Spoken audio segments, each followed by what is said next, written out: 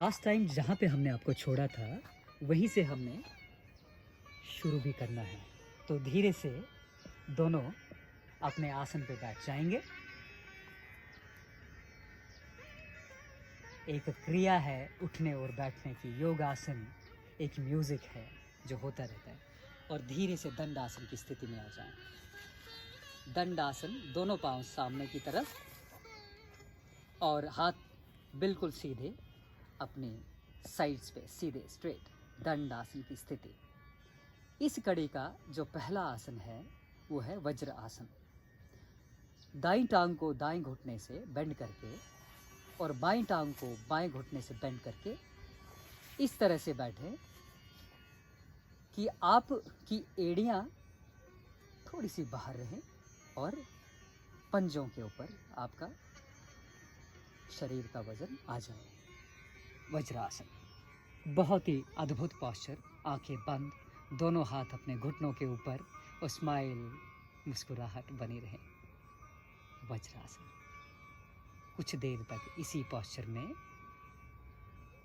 इसी कड़ी में जो अगला पॉस्चर है वो है शशक आसन, हेयर पोज। धीरे से दोनों आंखें अपनी खोल लें और दोनों घुटने अपने थोड़े से खोल लें। हाथ धीरे से ऊपर, पहले ऊपर ले जाएं। श्वास ली, श्वास छोड़ते हुए धीरे से हाथ नीचे लेके और अपने सामने की तरफ जितना आप सीधा स्ट्रेट हो जाए, यस, आपकी चिन लग जाए और अगर छाती आपके मैट पे स्पर्श हो जाए तो ये कंप्लीट पॉस्चर है। बहुत अद्भुत। शशक आसन यानी कि हेयर पोज। धीरे से आसन की इसी स्थिति से वापस और यहीं पे रहेंगे ताकि हम अगला पॉस्चर जो कि उत्तान मंडूक आसन है, फैजान पीछे की तरफ मुड़ जाएंगे ताकि हम बैक से दिखा पाएं कि आपके हाथों की क्या स्थिति हो जाएगी। धीरे से अब धीरे से दोनों घुटने फिर से खोल लीजिए।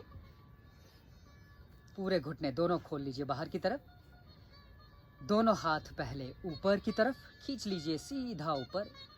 हाथों की हथेलियां अपने बैक की तरफ पीछे मोड़ ले और हाथों को कोहनी से बेंड करके अपने ऑपोजिट शोल्डर कैप्स की ओर, कुछ इस तरह से।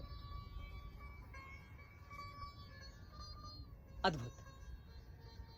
उत्तान मंडूक आसन कुछ इस तरह से। जब तक यथाशक्ति आप श्वास के साथ इसको करना चाहें तो होल्ड कर सकते हैं। उसके बाद हाथों को खोल के धीरे से पहले हाथ ऊपर एक एक करके और फिर नीचे, हाथों को नीचे स्थिति में ले आए और फिर वापस से फैजान मेरी तरफ मुड़ जाएंगे और दीवा अपनी जगह पे स्थापित रहे, वज्रासन की स्थिति। इस कड़ी का अगला जो भाग है, अगला जो योगासन है, अर्ध उष्ट्र आसन। उष्ट्र यानी कि कैमल। हाफ करेंगे पहले। जिन लोगों को पूर्ण उष्ट्र आसन नहीं आता या अभी तक उसका अभ्यास नहीं किया, वो वह अर्ध उष्ट्र आसन कर सकते हैं। तो दोनों योगी हमारे फैजान और दीवा पहले घुटने के बल खड़े हो जाएं। अपने घुटनों पे दोनों हल्का सा अपने घुटनों की दूरी बनाए रखें, शोल्डर विड्थ जो कि बनी हुई है। धीरे से अपना राइट हैंड ऊपर करके, राइट हैंड को ऊपर से पीछे की तरफ अपने पाँव की तरफ लेके जाएं और फिर लेफ्ट हैंड को भी इसी तरह से और फिर हाँ, कमर के ऊपर रख के हल्का सा आगे पुश करें और धीरे से पीछे की ओर झुक जाए। अर्ध उष्ट्र आसन, हाफ कैमल पोज। ये रहा हाफ कैमल पोज। धीरे से यथाशक्ति ऊपर। ध्यान रहे कमर में, जैसा कि हम शेयर करते आ रहे हैं, किसी भी तरह का अगर ज़्यादा तनाव है, ज़्यादा स्ट्रेस है तो इस पॉस्चर को बहुत ध्यानपूर्वक करना है या ना करना है। दोनों हाथ वापस से ऊपर से होते हुए फिर नीचे, यस, सामने की तरफ। बहुत अच्छा। इसी कड़ी का पूर्ण उष्ट्र आसन यानी कि फुल कैमल पोज यानी कि पूर्ण उष्ट्रासन। आ जाइए। पहले दाहिना हाथ अपना सीधा करके पीछे से अपने दाहिने पाँव की तरफ पीछे झुक जाए और फिर बायां हाथ लेके बाएं पाँव के ऊपर रख लें, कुछ इस तरह से। ये है पूर्ण उष्ट्रासन। दिवा और फैजान, अद्भुत, अति उत्तम। यथाशक्ति फिर वापस अपने पोस्चर की तरफ धीरे से वापस, और घुटनों पे बैठ जाएं धीरे से। कुछ देर अगर तनाव हो चुका है तो 2-3 लंबी गहरी श्वास आप स्माइल के साथ ले सकते हैं। धीरे धीरे भरपूर श्वास आपके अंदर। इस कड़ी का जो अगला पोस्चर है वह है वक्रासन। धीरे से दंडासन की स्थिति में वापस, दोनों पांव आपके खोल के सामने की तरफ, हाथ सीधे।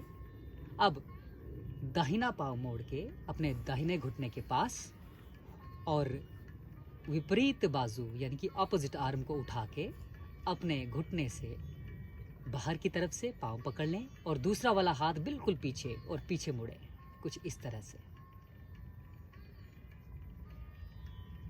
वक्रासन एक बार फिर से दोहराएंगे। दूसरी तरफ जिस तरह आप पोस्चर में आए थे उसी तरह पोस्चर से वापस भी जाना है। याद रहे, पोस्चर में आना जितना ज़रूरी है उतना उससे ज़्यादा ज़रूरी है पोस्चर से वापस आना। दूसरी तरफ इस बार अपनी लेफ्ट लेग को बेंड कर लें। हाँ, अपनी ऑपोजिट आर्म जो है बाहर से निकाल के घुटने के उस तरफ, हाँ इस तरफ, और पीछे वाले हाथ की तरफ देखना है। पेट का एक हिस्सा दबा रहता है जिसके कारण दूसरी तरफ श्वास चलती है।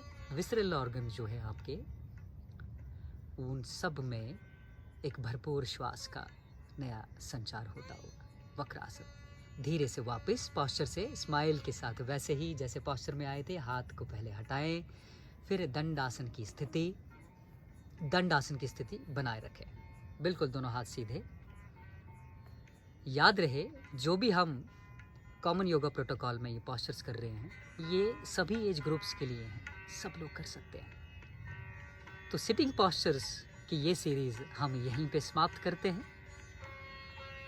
आगे आने वाली कड़ी में हम पेट के बल यानी कि प्रॉन पोजीशन में किए जाने वाले योग आसनों का अभ्यास करेंगे।